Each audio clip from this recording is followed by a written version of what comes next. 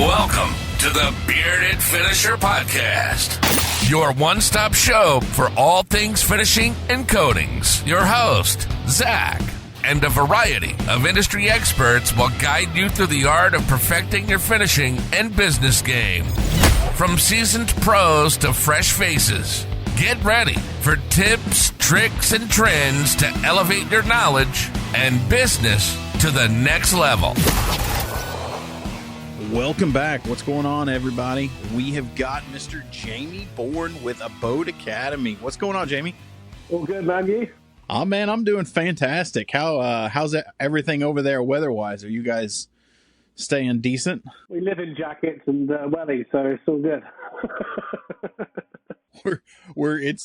It's in Texas, and it's February, and I think that's usually how long winter goes, but here in the next couple days, we're supposed to be in the single digits, like 10. And I mean, this town is freaking the crap out in the Dallas area.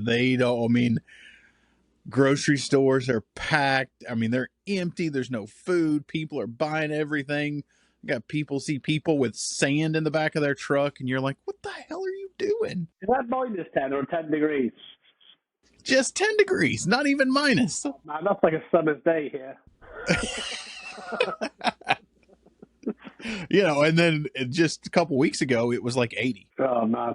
It was 80 in the day and like 60 at night. And then all of a sudden, this one last Arctic blast is coming through like it does every year. But, man, everyone's freaking out. It's crazy that you see, like, the fires, and then the other side is like snow. It's like, it's crazy. It's crazy. It's all over the place. I mean, they can't make up. They don't know if it's global warming or, climate change or whatever. It's just, Mother Nature. As soon as you think you got her figured out, she's going to slap you in the face. That's it, mate. Well, let's just kind of get it kicked off. And we were talking a little bit about your history, and I was letting you know that I've had a lot of people just reach out, shoot me your profile, and be like, hey, if you're not following Jamie, you got to follow him. You got to get him on the show. So, kind of introduce us to yourself. Tell us where you're from in the UK, how you got started into the painting, and then we'll jump into Abode. So I'm Jamie from the Abode Academy, previous owner of Abode Decorating, which is my main company back in the day. We live in England, in the UK, sort of a couple of hours from London, really. A little place called Wiltshire. If you've ever seen Clarkson's Farm, you're probably it's a big TV show here. We're not far from there, like the Cotswolds. So I've been at this job for 25 years, and then become full-time sort of trainer into the spraying probably about 7 years ago. Man, so prior to that, how did you get started into the finishing? Is that just something you did out of school? Yeah, I mean, I left school. I mean, funny story, really. I left school with no idea what I was going to do. I didn't really get any GCSEs, if I'm honest. Didn't do very well at school. I'm dyslexic, so I just, messed around like you do. Left school with no sort of intention of doing anything else. Just sort of went straight into work at a service station. That was my first job, and I was flipping eggs. And the guy said to me that I was the best egg flipper he'd ever had, and I just thought that can't be my legacy. I have to get out of this. So I went to the careers office, wanted to be an electrician, and they said all we got is decorating. So and it was by just that chance that I just went, well, decorating's better than flipping eggs, so let's give it a go. And for years I did that job. And then probably about 12 to 13 years ago, I picked up my first spray gun in a joinery shop. Sprayed my first job. Just absolutely, I just loved it. I loved everything about it. I loved the way the finish, the speed, the respect of the trades. That as a decorator, you don't get that much respect in the UK for being a decorator. Sort of bottom of the pile job, even though it's a very hard job. And I just felt like I just loved it so much more. Like I love that. It's like when you buy a sprayer, it's like buying man toys. And I just dived straight into, I wanted to know everything about it. And and eventually I happened to be on the job, and the guy that I was working with him at the time. He's sort of in and out working with me. I was spraying, he wasn't. He said, "You've got to show me like how to do that. That's crazy. Like the speed you're doing it. We're spraying ceilings in like 10 minutes compared to like 2.5 hours cutting all the COVID in and stuff." So he asked me to train him. I trained him and his mate, and then from the back of that, someone else asked me, and it just become the academy was born just off that. And funny enough, that guy, he's just outside here now. He works for me now full time. So that first student I had, he actually works here now full time as a trainer. That is crazy. I mean, the first guy you trained, now he's working for you. I mean, so kind of help the audience here over in the US kind of understand, like in the UK, it's my understanding that most decorators, it's all brush and roll. Yeah, I mean, it's massively grown, the spray. I think when we first started it, there was another academy right at the start that sort of I would say that he was one of the first to start doing around that sort of era. And you know, I think it's just grown, like it's growing and growing and growing and massive. And the more things that are becoming into spray, like you've got your spray granite, we do like spray stone, we've got, you know, all of your metal finishes spray, you've got, you know, kitchen spray and UPVC, like with your plastic window spray, furniture. There's just special effect is endless. It's absolutely endless. There's more coming all the time. And the finishing side now is bigger than, I would say there's more opportunity in finishing now than there ever has been. And even so, we get people from all sort of trades. We get plumbers, electricians that all wanted to get involved in it because there's so much money in it. It's crazy. Like compared to just being a traditional decorator offering all of these services, it's life changing money. Like it changed my life for sure. And yeah, it's getting more and more popular. But you know, when you put it into perspective, like America, say 95% of decorators spray. In the UK, you're probably looking at 5 to 7%. It's still tiny, but there's thousands. There's thousands. There's probably more decorators in the UK as well. That's probably how, you know, because there's a massive fluctuation of decorators. But again, that you're seeing that trade die slowly. But then the spraying, I think, is picking that back up again because it's more advertising for people. But again, yeah, it's very small, and we're nowhere near the cusp of it at the moment. But like I said, like even that small percentage, the academies are busy, like 5 days a week. We're busy. Wow. So when we go into the academy, so we'll kind of let people, you know, for those of you that don't follow Jamie, first you need to go follow him. But second, Abode Academy is something is an academy that you've created, a training facility.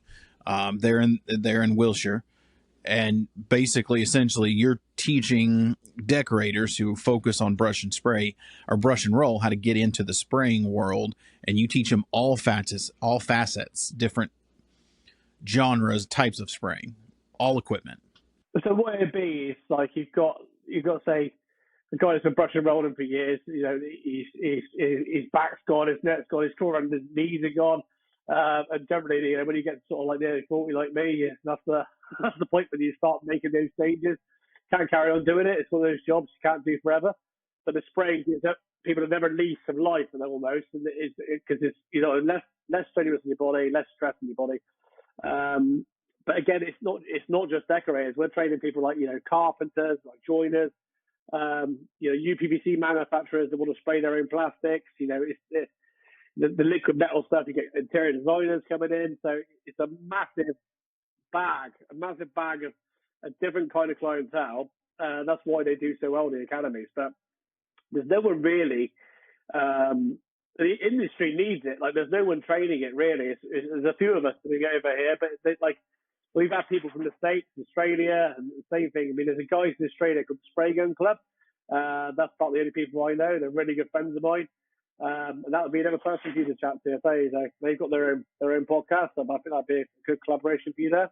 But oh yeah, again, we want, you know, we don't care if they come here or go wherever we go. We want them to be trained properly. We want more people to get into spraying, and we want to highlight that it's not a DIY trade, a decorator, right? So we want to make sure that the guys are respecting themselves, and they're going out and getting the work and charging good money for it, because like over here, like decorators get paid, because anybody can do it, right? So anybody can go pick up a brush, roll a wall, right?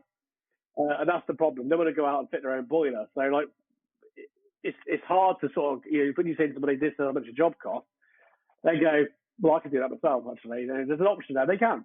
Whether they do a good job of it or not, that's a different story. But I think with the spraying, it's one of the things, is that client is just not going to go out and buy a spray gun and spray their windows outside the house. It's just not going to happen.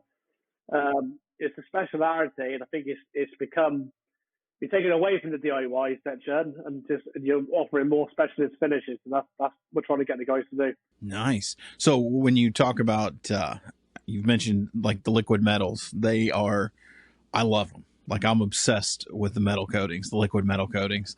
But they're still fairly new in the U.S. I mean, there's probably one guy who's doing really well at distributing, and he's doing Vero metal. Vero metal, yeah. But I know you've got Inno metal, you've got Mine or Mide. There's another one like that over there. There's like 4 of them now, but Vero seems to be one that's doing really well here. But still, I'd probably say less than 10% of finishers know about it. Is it because it's manufactured over in Europe? Is it more prevalent over there? Are you guys seeing it quite a bit? You got a few guys doing it. The thing is with stuff like that is, like, we tell the guys before they book the courses, we say, look, like, what clientele do you have? Where do you see the business going? What sort of finishes do you want to be offering? Like, because it's expensive to have it done. You're talking, £750 a pound to £1,000 square meter. So, like, you need to make sure, like, that you've got those clients. But, like, then you can start. It doesn't end there. You can start, like, making your own pieces then, so you can build something or buy old furniture. You can put a nice metal top on it. Again, it's one of those things. If you don't offer it, you don't know. So it's like, the more you can offer, the more chance you're going to get these specialist clients that you want. But it is a niche market, like, so it's never going to be absolutely massive. Agreed. Yeah. It's very time consuming. It's very labor intensive. The products are very expensive because they're real metal. Like a tin like this much would probably cost you £100. Do you know what I mean? Like, it's crazy. But it's, again, if you can get the money and you get the charge for it. But I love doing it. I think it's one of those things so satisfying to do. And you can do all sorts of it. Do you know what I mean? Like chairs, furniture, like kitchens. Yeah, I mean, we had a buddy of mine who's over in New Hampshire. He's doing basically an entire sink. Yeah.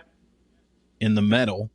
It's built out of MDF, and he is doing the metal coating, and then he's putting a nano over the top of it so it won't impregnate into there. But man, it's gorgeous. It's like, it almost looks like concrete, but it's made out of, I want to say, magnesium or something is what he's doing.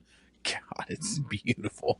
Yeah, I mean, it's amazing. I mean, the thing you have with the metal that people like is you can build stuff out of MDF, like really bend it and do all sorts of stuff with it, which you couldn't really do with metal. So it's like, to spray that coating on to get it that immaculate. That's why, and it's so much lighter. So if you're shipping it, it's obviously, that's why other countries are having it done in the UK. They're shipping it over to Dubai and China. They're all going everywhere with it.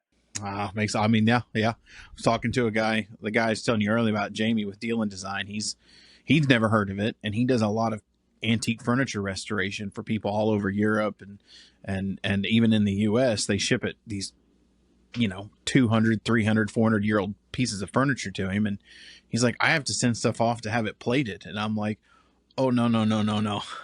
I got a product you need to try. Yeah, right. So try, because he's never heard of it. So I'm like, we got to get you some. So I sent him to the website, and he texts me back, and he's like, holy shit, how did I not know this stuff existed? Well, that's the thing. I think in 10 years that might be quite a big product. But again, it all comes down to the costing of it. I mean, you need to weigh up sometimes. It's like, well, it's a great product and it works, but it's who's to pay £750, to £1,000 a square meter? I mean, it's a lot of a labour intensive job. But again, if there's somebody out there that will have it done, there's always going to be those clients. Always. Yeah, that was always the fun thing. I've been seeing a real peak here in the U.S. of painters, and, because I always say, I've long said, there is a world of difference between a painter and a finisher. Not even in the same, they may do the same thing, but they don't do the same thing.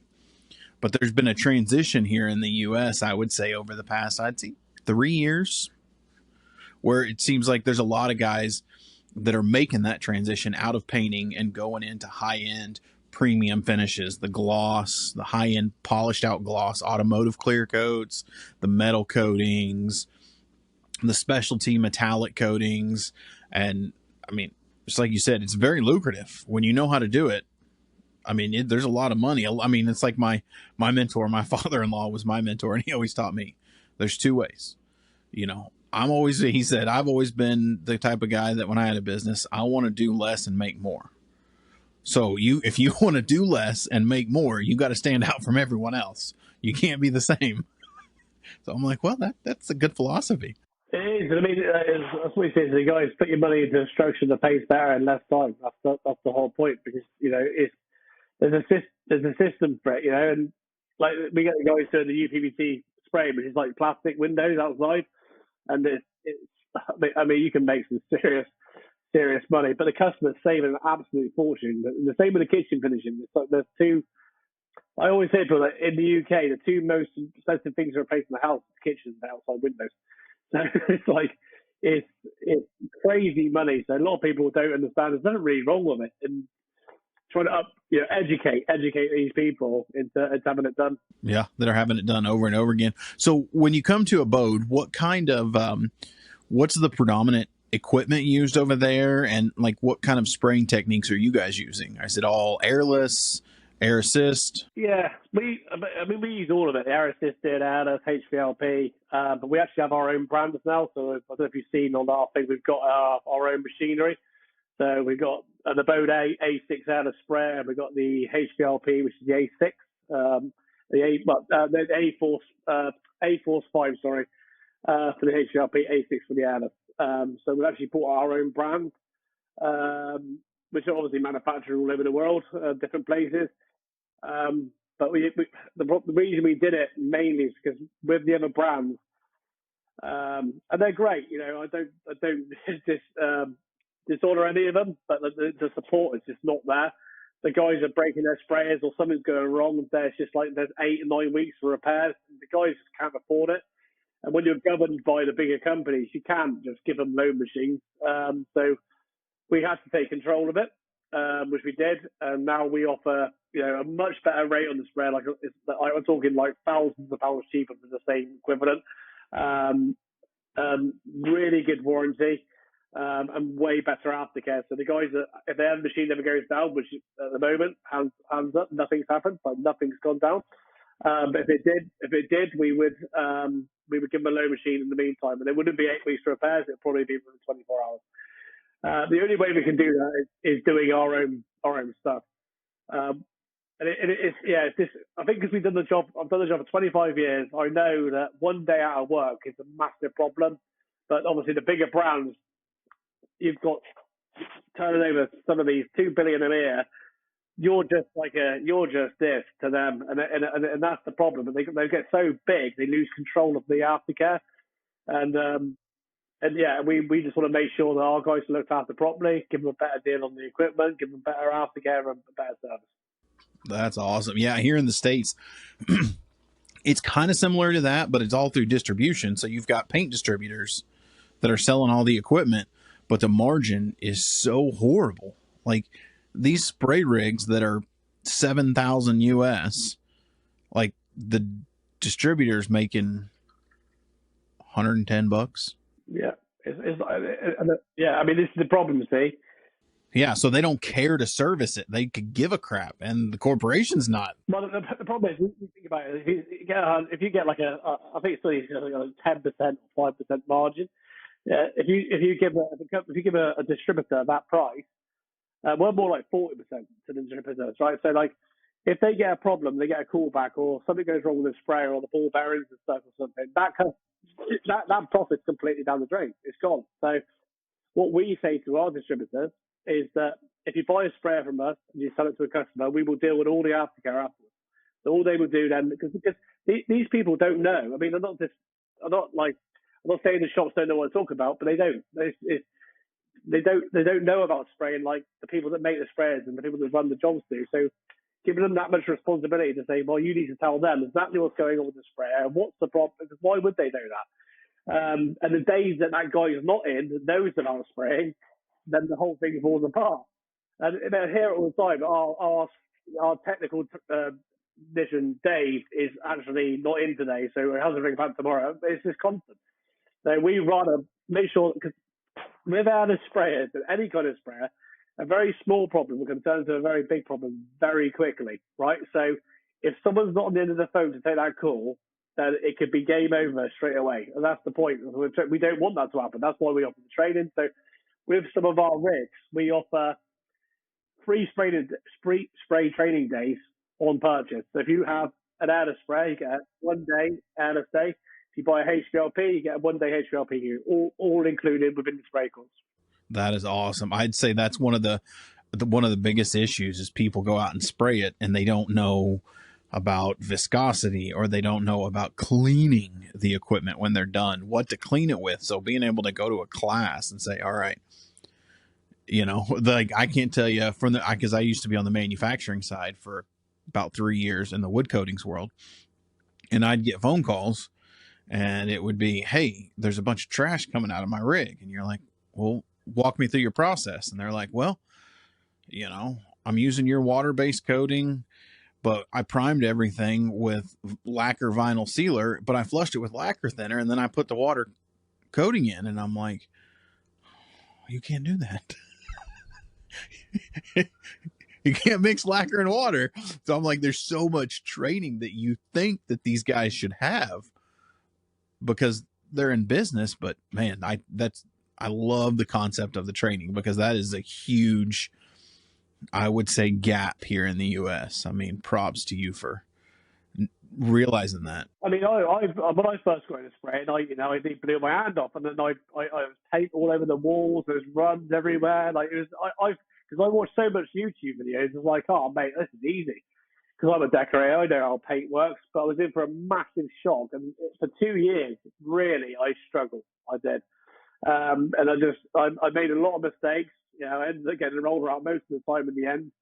And then I started bringing it in and out of the business slowly, and it took me a long time. So I think, like, when I tell some of the guys, excuse me, on some of the courses and say, like, look guys, this is how you do it. And they go, oh wow, I wouldn't have done it like that. That's amazing. It means just 2 years of mistakes. So yeah, it's a handy thing to give people. Yeah, it's so. I mean, I say the same thing. I live. My wife and I and our 2 kids, we live in a motorhome full time. We love it. We travel a lot, but I'm doing some remodeling right now. And, I had a painting company for 10 plus years before I sold it. But doing this remodel, I just realized absolutely how much I despise brushing and rolling. Yeah. I'm like painting walls and I'm just like, man, this sucks. I hate this. I'd much rather be spraying right now. It's really funny because actually I had done the job now for about 2 years, because I've obviously gone full-time trainer and running the business with the spray equipment. But when I used to go back to brushing and rolling, I actually quite enjoyed it, because it was oh, I've done this for a while. It just comes right back nice and easy. So with the Abode Academy, how long is your process? Like, are you guys doing on your typical training class? Kind of fill us in on that and what that goes through. Yes, we have about 6 or 7 different courses really that we run. So most of the courses are 2 day. We have some 1 day courses, which is obviously the free ones that come with the HPLP and the hour. But basically, we try and keep everything practical, because I'm dyslexic, so I think like most people that are decorators, are not saying they're stupid, But like we're not that way. I wasn't very good with numbers. We weren't very good with stuff like that. So I've become a decorator for a very good reason. And I think most of our decorators, don't want that office job, not that way inclined, and that's what they do, right? So I think the way we train it is very hands-on. It's no classroom sit down, but it's all practical. If over 2 days, we give it like a membership. We have like a Abode University. They can join afterwards. All the videos are on there for them. So basically, all the days that we train the guys, they can watch back the whole day on video as well as a recap. They get 24 hours support from myself. I'm James, my trainer. And we're very good. We're very, very good at aftercare. Any of our guys will tell you that we will take calls on holiday. I could be in the hot tub on holiday and I'm taking phone calls on things. But we understand that they've only got you, and they need, and sometimes you're needed. And I'll be honest, I don't see this as a job. It's like a hobby. I love doing it. I love helping people. I love seeing people do well. And I think that's just part of the job. And it's, when you're having a chat with the guy on the weekend about the spraying, it's just like having a chat with one of your mates. But we do have a few different courses. So we have like UPVC, which is obviously plastic windows and doors and guttering. And then we have a kitchen finishing course, furniture finishing course. You have your liquid metal. We have special effects, which is like all of the crackle, gold marble, and it's all the stuff you've probably seen on there. Mother of pearl, we do. Airless, which is like obviously walls and ceilings, and then obviously all of the other specialist stuff like the granite, spray stone, metal finish. It goes on and on really, and we're always adding more to the training side. We're just trying to increase I think the specialist stuff is where we want to go with more, because the decorators are really interested in that side. Because as soon as you specialise in anything, you're going to stick out. So, and I think that's why they're so popular. That makes a lot of sense. Yeah. So on the spray stone stuff, you've mentioned that's not something that's very big here. What's sprayed stone? Is that just like a crushed granite? So you get sprayed granite and then you get sprayed stone. So it's like the two different compounds. Some of the granite finishes little real bits of granite. And there's plenty of things. There's a company in America that's that I've been talking to recently. So it's little bits of granite and sand and PVA, and it's all mixed together, and then you spray it. There's everyone's got a different system. Same with the metal. Some people put it in polyester, some people put it in polyurethane, some people put it in water-based or in acrylic. It's like there's so many different ways of doing it. The spray stone though is like it's basically stone. It looks like real stone. There's probably parts of real stone there. You spray a wall with it, and it just looks like a stone wall. Oh, is it like lime? I mean, I think there's a company called Stone Coat. Yeah, it's probably similar. Yeah. It's like, I mean, I think they're real big here. I want to say they're out of Texas, but theirs is like a lot of it's like limestone. They have different ones, but the main one they sell is limestone because it's freaking everywhere down here. Interesting. And are you doing that exterior or interior? Yeah, both. Yeah. Never thought about that on interior, but I mean, I guess you could. Yeah, I mean, the granite's quite impressive in the interior. It's like full bathrooms and stuff. You can smooth it down so you sand it and you lacquer it, so you can get it onto a smooth consistency. It's very popular. Like at the moment, like I said, you can take anything, like even a plasterboard wall, and make it look like a brick wall. It's crazy. So you can put your lights in. That's pretty cool. Yeah, like I said, there is people in the US that there is companies out there. I would say it's probably more available, to be honest, in the US than it is over here. Man, they're not doing a good job advertising. I can tell you that. No, mate, it's really weird. It's like the States hold all the keys, and the English just sort of pushing it. It's more becoming bigger here than it is there. That is so interesting. Yeah, I mean, I guess because what's most decorators in the UK, and maybe you can kind of help me on this one. Do they do a lot of stone work, masonry work?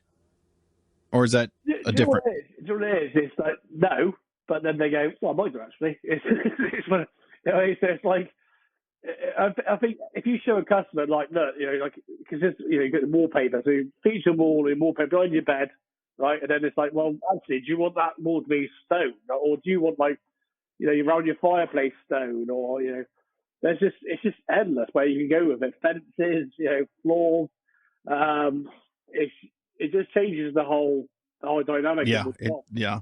You know, I was talking to a guy he was on the show, and he has plaster. He's really big into lime plasters. So interviewing him, he was in town, we talked, but following him on social media, plaster's not a huge thing here in the US, lime-based plasters. I mean, to my knowledge, is very popular in Europe because of the architecture, but that's a whole technique in itself. That's a whole nother discipline. Trowel and plasters, man, that is rough. Tried to do a sample for my wife and it looked like donkey crap. So I was like, no. Right, it's hard graft, like really hard graft. But again, even the spray is taken off in the plaster over here, so the spray plaster stuff is taken over here now quite a bit. Really, man, there's just so many different technologies out there to get this stuff on there. Oh, mate, it's going to be. I say in the next 5 or 10 years, and there's going to be so much more coming. The finishing side, I think it's going to be crazy big. So so here in the U.S. So I always find it fascinating to see the difference. Polyurethanes, I would say in the last 7 years have really picked up. Like every European 2K polyurethane manufacturer that's in Europe, everyone's coming over to the US because everyone wants to sell here in the US. It still hasn't fully taken over. Lacquers are still, I would say, predominant wood coatings here. High build lacquers, pre-catalyzed lacquers, post-cat conversion varnishes. That's still probably 75 to 80% of the wood coatings. It's slowly creeping in, but are you guys still using a lot of water-based products? Because those are really, I would say, more than the solvent-based polyurethanes, water-based polyurethanes are exploding. I mean, I'm polyurethane solvent. I mean, kitchens I did for years. That's just my way I did things. I'm a solvent poly guy. I love it. But like again, the problem you have with the water-based stuff, and because we have our own paints, we have our own brand. It's called Abode Academy. We work closely with a company called Colour Spray, and they manufacture all of our paints. So we have our own branded paint called Abode Academy. So we sell both systems, yeah. But the problem is with some of the water-based stuff now, it's like you get the cross linkers, the hardeners, and the reactors, and this stuff is not good for you, man. Like, so I think a lot of people don't get me wrong, they're both shit. That's what we say. So that one will kill you, and so with that one, right? So, but the problem is people, because they think it's water-based, they go, it's right. Let's take the mask off and walk around it all day. And then it's still gassing, and they're breathing in all the ice. Like, there's some of the hardeners have got a small amount of isocyanate in it, right? So this is because it's a water-based coating. People get complacent; they think it's safe, so they end up with breathing problems, or like eyes start swelling. And then I see more people over here going into the hospital with breathing problems from the cross linkers than I do with the isocyanate problems. So I think when you use isocyanate, cross linkers way worse. Make sure your beard shaves down. I mean, I think for you probably struggle, but you make sure that most definitely. You make sure that you're wearing a decent mask. You make sure everything's vented. You make sure you got I used to wear an air vent. You know what you're using. You know what it's about. You know it's dangerous, and I think you take more care. But I think now there's so much. It's so uneducated on the water-based side. Yes, that if you don't put anything in it, they're probably safer. But as soon as you start adding all the chemicals, then to me, I look at it all and I weigh it all up. I think that takes 6-7 hours to dry. This takes about 4 minutes, right? That one's bad for me now. So that one's bad. And I just weigh it all up and I go, I'll just use polyurethane.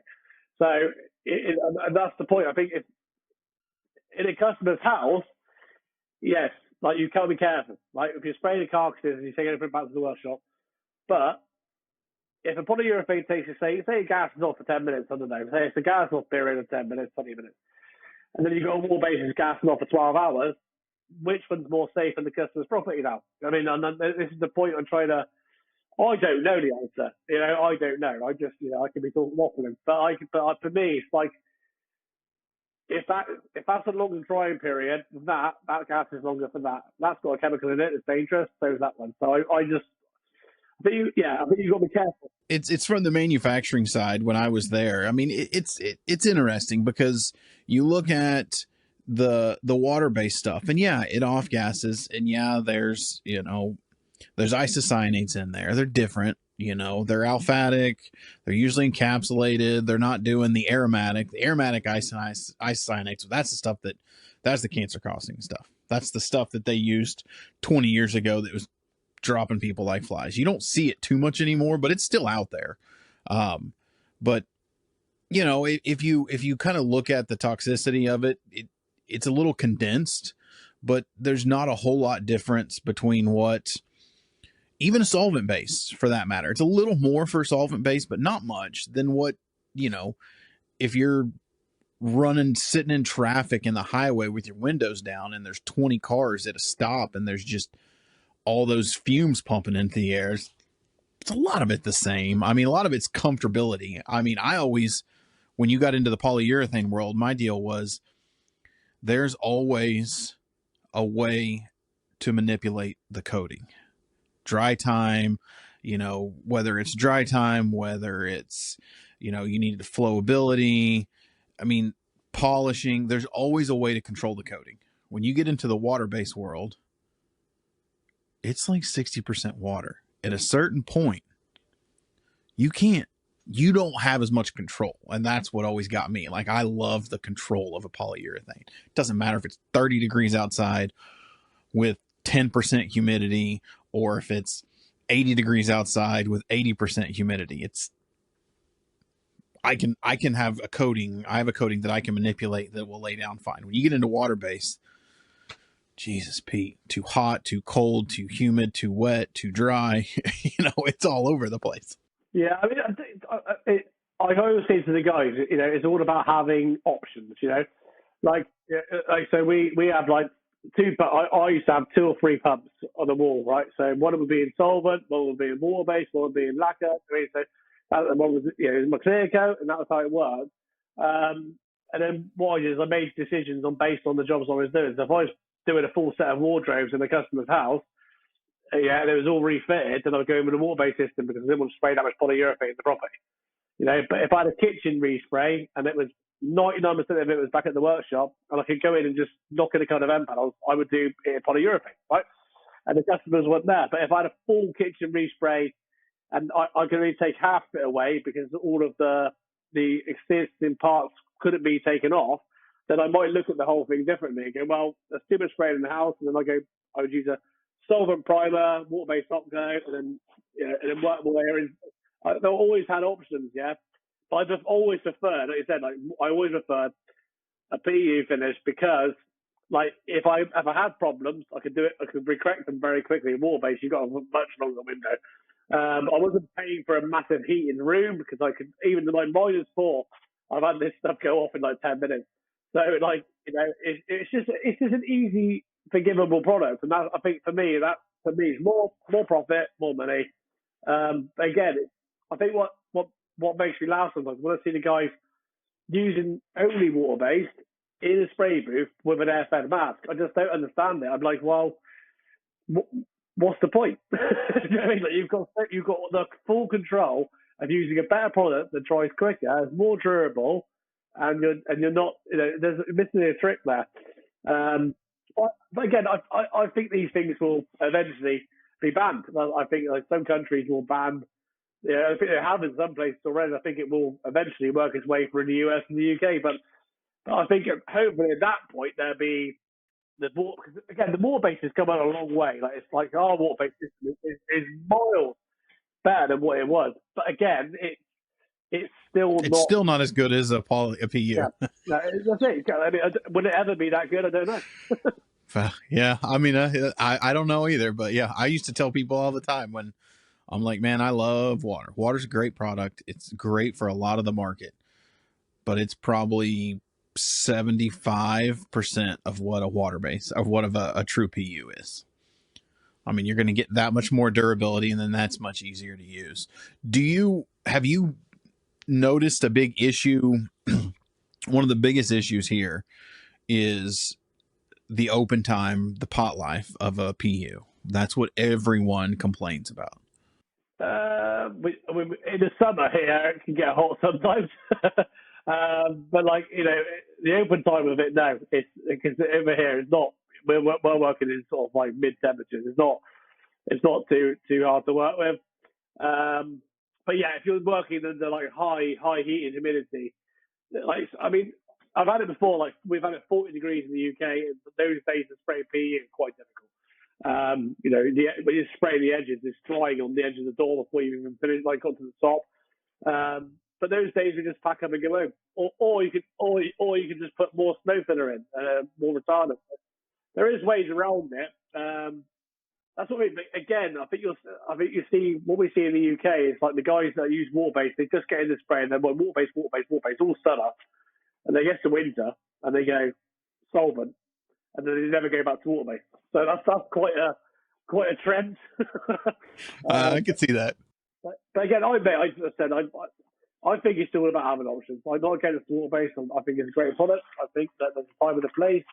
Spraying skirt boards and doors. I mean, you call it trim, or your trim work. In the house, I think that is the water-based system. And then anything like high traffic areas, kitchen stuff, I think that's why I'm mainly stuck to the PU. Yeah, I would agree. I would agree with that. I mean, I'd still love PUs. Anytime I get my hands on some. What's the main PU over in the UK that you guys are using? Well, before we brought our own out, we used to use a lot of like Renner, Sherwin-Williams. It's quite big over here. Sayalac. So Sayalac is basically Sherwin-Williams. Exactly the same product. Sherwin and Sayalac, same product. And then you've got the Renner. You got a few like backstreet jobbies, like trying to make their way into the market with them. But again, I think like some of the PUs over here like are really crap. But the main good ones are like the Renner and the Sayalac, and obviously ours now is probably on par with that. Because a lot of work comes into it, but like before ours was about, then it was definitely more the Sherwin and the Renner. Yeah. I mean, it's still big over here too. It's Sherwin, but it's nice to be able to have something to give the guys an option, these decorators an option to go with something that's not the monster among men, Sherwin-Williams. God love them, and they've got their place in the market. But I'd say about every decorator or distributor out there, the whole goal is to keep people from buying from Sherwin-Williams. Yeah, I mean, Sherwin are massive. I think the biggest paint company in the world now, to be honest. Yeah, I think, since PPG, well, no, Nippon might still beat them out, but I don't know. It's tough between Nippon and Nippon, or however they say it, and SW. They are always fighting for the number one spot. They're just massive. That's crazy. So I don't want to keep you too much longer. I know you got stuff to do, and it's getting late in the day for you guys over there. But what's some advice you would give to a guy starting out in the painting world that's getting into finishing? I would say, look at your competition. Look at what they're doing. Look what they're not doing. Be the best. We always advise guys to have their own workshops instead of spraying in customers' houses. We've always said that. We think it's a better way of doing it. And just really master. I mean, I think a lot of people miss out the sales and the advertising, and I'd master that. I'd be a master salesman, and I'd master your social media. Like, these are the things that people, when they start a business, yes, you could be amazing at your job. You could be the best. But if you're not good at sales or marketing, then the whole thing falls apart. So I would, if you're going to do it, like, because we say to the guys that we train here, they're amongst working for themselves, doing other jobs. Then you need to take 2 weeks off. Do not do any jobs. You need to focus on that business if you're going to grow it. Because if you go back to work now, you're going to go back into the rut. And those people generally don't see. The people we see do the best are the people that have left their job completely and then pursuing this new career. That's the best. There's no option. Yeah, I mean, it has to succeed. I mean, that was the other thing that I was going to ask you about is, like, what advice myself and a lot of these other guys could you give for, I mean, your social media is just killing it. I mean, you have an amazing following out there. How did you get there on social media? Do you know what it was? It was one of those things. It's like, we were posting here and there, and I'd be like, oh, I forgot to post this week, oh God, when I did one, and I was like, why is it not growing? Like, why am I not bigger? And then we decided that we were going to do a structured system that was around the same sort of time every day. So I looked at when the people that were watching me were watching my videos, right? So I looked at those times. So it was between 3 o'clock and 6 o'clock, right? So we chose 5:30. I thought in the middle somewhere there. So 5:30, we went and posted around in that half an hour. Anywhere between 5 and 5:30, we posted daily. Just sometimes carousel, sometimes reel. Sometimes carousel, sometimes reel. It's all right to mess it up every now and then. Like, you know, if you have the day, oh my God, I didn't post on Wednesday, no one's going to die. But like that structure, I did that consistently for over a year. And then all of a sudden, one of our videos just went boom. And I woke up in the morning, I think I had about 60,000 followers within 24 hours. So, holy crap. it just kept growing. And in the last couple of years, because we started, we had about 6,000. And it just kept growing and growing and growing. But we stay consistent. And you've got to not be defeated. I think like now, like our followers, like we get a few here and there again. And then all of a sudden they go again. And you've got to be, and the algorithm, there's people out there that, you know, learn how to post on social, but no one knows what the algorithm's doing. It can be even potluck sometimes when you post a good video at the right time and it just goes bang, right? But it's all about consistency. And I think to get stuck on how many followers you have can sometimes also be a downfall. Because if you concentrate on that, you're not concentrating on actually producing good videos.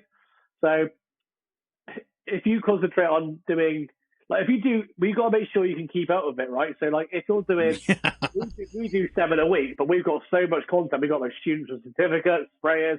So we've all, but like if you're a guy that's like working full time doing decorating, be realistic about how much you can post. Make sure those posts, because otherwise you get creator burnout. And you're doing too much. The videos are diluted. They're crap. No one's interested.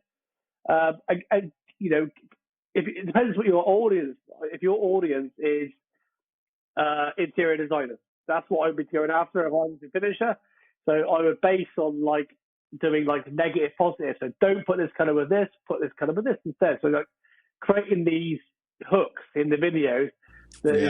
Questions. Yeah, because like I said, you could. I mean, the problem is that over in the UK, and people do it all over. They go, "Here's a picture of my job." No one cares. Like, no one cares. Right? So no one cares. Right? If you do it for a job, you especially don't care. Right? So, so for us, what we do is we give out helpful tips. So like, oh guys, look, we put our tips in this thing. Like, oh wow, that's great. Where'd you get that from? So it's education, and then it's to our customers, but then your customers might be, you know, like your customers might be interior designers. So you know, that's you've got to work out what they want to see. It's very difficult, but it's all about consistency. That is it. I would say consistency is a good one. Like I'm growing and growing, and someone put it in perspective with me. It's like, you know, when you think about it, you know, you got 5,000 followers. People are like, oh man, I need to get to 50 or 60. But I'm like, someone's like, you got 5,000 people that want to see what you're doing. Put 5,000 people in an auditorium. It's a shit ton of people. Like, yeah, you know, this is the thing. I think it's not, because the thing is, you think it's they're only, if you, for example, we've got like 120,000, right? So like, but like how many of those people are actually going to book a course, right? So you've got to look at it. It's like, you'd rather have 5,000 people that are willing to invest into your business. That's the point. So people get so stuck on the number, and I think you'll see like brands going like, "Oh, I want to use you because you've got 200,000 followers." But the people follow they follow the people. They don't follow what you're presenting. So if I'm there saying, "Oh, you should buy this pen. It's amazing," right? From this company that sent me in, right? No one cares about the pen. They care about you. So like those companies don't understand. It's like it doesn't grow that account. They follow because of the people. I think that's well, and that's that's a big one. I tell guys that all the time. I'm like, listen, like it's great. I'm glad you did a kitchen. Get in front of the camera. Yeah. People want to see you. They want to know who you are. They're going to call you because they feel like they know you because they've watched your videos for 3 months before deciding who they're going to have come bid their kitchen. They don't call you because they see 30 pictures of kitchens. They want to see who's walking to their door and who's going to be in their house every day. It creates an element of trust, and it creates a relationship before you've ever met them. It's more personal. And this is the thing. I think some people struggle with the camera. I mean, I was terrible. I'm much better than I was. But like, it's funny because when you get people come in now, they're like, oh man, it's weird seeing you in real life. It's like because you see it on the camera on the side. I think, oh, what are you talking about? But I actually met a guy not long ago that I follow on YouTube, and I thought, oh, that is quite weird actually seeing him there because I've watched very much of it. So I can understand what people mean by that. But again, it's that connection between the person and like if you're just there, like look at this and just. It's a full-time bloody job. Oh god, you've got to be dedicated to it like hard. And it's I'm lucky. I've got a good team behind me, and they help a lot. I mean, I make most of the content, and they put it. My missus puts it together for me, and then they edit all the videos up in our in our studio now, and I've got a lot of help. But it is, that's why I say to the guys, if you're a one-man band, like 3 videos a week consistently, if you can handle it, even 2, it's better than nothing. But make those videos good. Don't rush them through. Think about your content. Think about your clients. But if you just post 1 video a month, it's never going to go anywhere. Like you have to be so bloody rigorous with it. You've got to be diligent. That's for sure. I've got some other businesses that I have and social media for those. So it's like 3 pages that I'm trying to constantly update, and man, it'll wear you out fast. It's hard. I mean, this is why I say you've got to weigh up whether some people don't bother with it. They're just like, well, I don't really want to do it. You've got to understand why you're doing it. It's like that's why I say I think people look at the numbers rather than it's the number thing for me. Don't get me wrong. It looks great. But the reality of it is, how many of those followers actually use my business? I think what I do like about it is the community it creates. Like we see people at the Decorators show, so we've got big stands there, and they come over and shake your hand and say, "Mate, you've helped me so much with what you." And I think, oh, it's nice, it's a nice feeling, and then they actually throw a bloody picture, which is strange, but. It's a really strange world, but like in some ways, this one person said that I changed his life. He's like, I've changed my life, and I thought that was. It's hard to it's a weird world that you've helped somebody that much. They've actually come across and said you've changed their life, and I think that part of it is a lovely feeling. I'm not going to lie. Once someone asked me for a picture, I think that is. It makes you feel great. It's a great feeling. Yeah, I mean, how could it not? Agreed. Yeah, that'd be amazing. Yeah. But that's what I'm saying. Our main goal is to help people. We want to see people do well, and our guys have done very well in these schools. That's awesome. That's awesome. Well, one last question I always like to ask. Just get the community to know you. Again, if you guys aren't following Jamie, go check him out. But what's Jamie? Interesting fact about you that we may not know that might surprise us, and what do you like to do when you're not running the academy? I like fishing. I do a lot of fishing. I like going out on a bike or an e-bike, so I like a bit of danger. I used to have a skateboard, but like it's getting a bit old in the tooth for that now, so I'm too scared. Those e-bikes can be scary now. They are scary. They are very very scary because they go too quick. Yeah, I mean, obviously I've got 2 young girls. One's 2, one's 5, and my whole life is about them, really, mate. I'll be honest now. Yeah, my daughter's 4, and it's my son's 7, my daughter's 4, but yeah, that's pretty much it when you get kiddos. But that's what I mean. Outside of work, we got a pretty good life, like I said. But maybe it's about the kids now. That's the only thing. We have a great time with them and make sure they get everything they need. So that's it, man. Awesome. Well, man, Jamie, I appreciate you coming on the show. Awesome conversation. Great tips. We're gonna get your links down in the bio there, so you guys make sure you go follow him, check him out.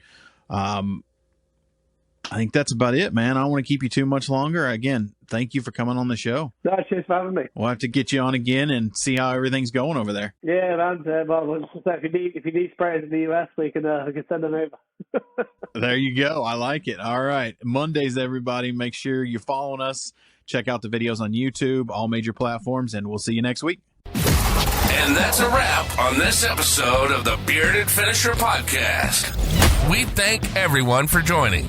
Keep hustling, keep learning, and never settle for anything less than your best. Remember, the path to perfection is a journey, not a destination. Until next time.